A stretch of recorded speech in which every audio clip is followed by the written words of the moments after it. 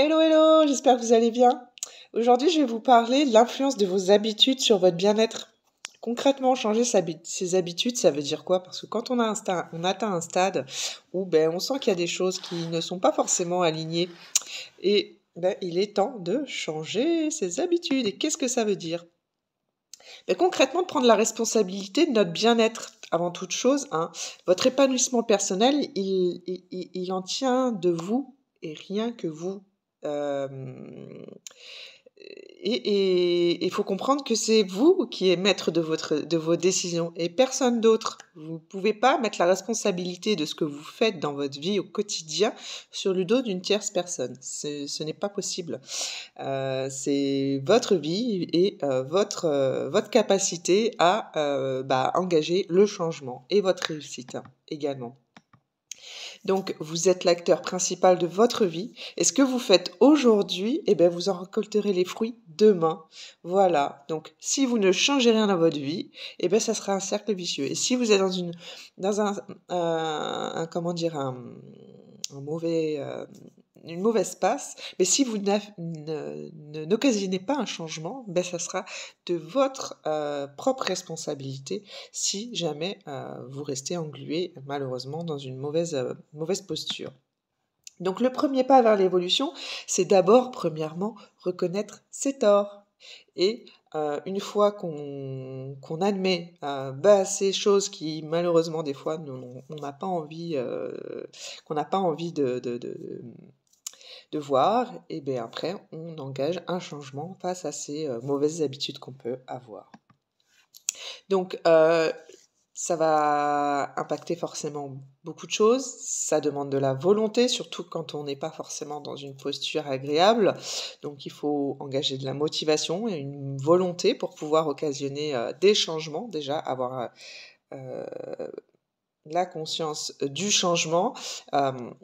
Il va falloir dépasser vos peurs parce que vous êtes resté dans une routine, vous vous complaisez dans une routine qui malheureusement vous plaît ou pas, vous plaît ou pas, et il faut avoir le courage du coup d'engager un changement, et des fois ça demande à dépasser ses peurs. Ça peut être un changement de métier, ça peut être, je ne sais pas moi, un changement d'habitude pour sa santé, ça peut être beaucoup de choses, et ça demande à dépasser votre zone de confort, et du coup de vous confronter face à vos peurs, vous confronter à vos peurs, et au regard des gens et des autres, parce que forcément qui dit changement dit que ça va faire jaser, et bien entendu vous confrontez au regard des personnes qui ont l'habitude de vous connaître tels qu'ils vous connaissent aujourd'hui. Voilà, donc tout le monde doit être conscient que ça part de vous et que c'est à vous de mieux vous connaître, et cela le plus tôt possible. On se réveille pas à 40 ans, on se réveille pas à 50 ans et on se dit pas en fait j'ai raté ma vie, il y a quelque chose que j'ai loupé. Non, on s'observe, on s'écoute et on affine et on peaufine et on avance et on se donne les moyens d'y arriver, même si c'est pas simple, parce que qui dit changement, voilà, dit que derrière ça occasionne forcément une sortie de zone de confort. Mais voilà, il faut. Donc, comment faire pour faire tout ça? Déjà, lâchez vos vieilles habitudes qui vous gâchent un peu votre joie de vivre, votre bien-être, et laissez-vous guider, quoi, tout simplement. N'hésitez pas à faire appel à un coach,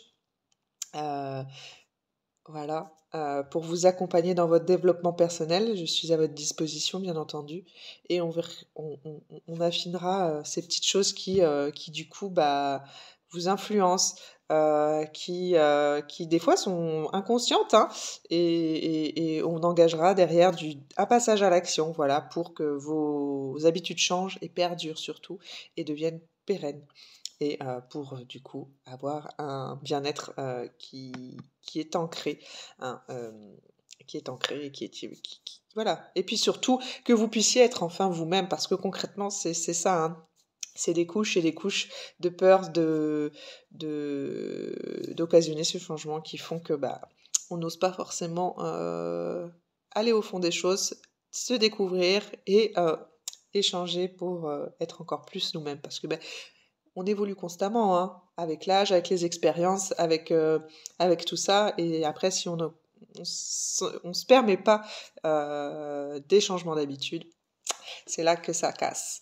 Donc n'hésitez pas à faire appel à un coach. Ou sinon, premièrement, si pour vous c'est totalement flou, à utiliser par exemple un outil qui s'appelle le Vision Board, où vous prenez un grand tableau blanc et vous prenez des images, des textes qui vous inspirent, des couleurs, bref, des citations, bref, tout ce qui peut vous apporter du bien-être au fond. Vous la trouvez jolie, pourquoi, qu'est-ce? Vous prenez pas la tête, prenez, et collez tout ça. Et bien entendu, il faut que ce soit affirmatif, hein. Il faut que ça vous procure du bien-être, ça doit résonner à l'intérieur. Et du coup, en regardant ce vision board chaque matin et chaque soir, par exemple, vous vous inspirez et votre subconscient, en fait, va continuer à travailler de façon à ce que, voilà, vous puissiez aller vers ce qui vous inspire. Voilà, progressivement, régulièrement, imprégnez-vous de tout ça. Et vous verrez que votre état d'esprit va se modifier petit à petit. Après, il faut y croire, hein, ça demande de la ténacité aussi.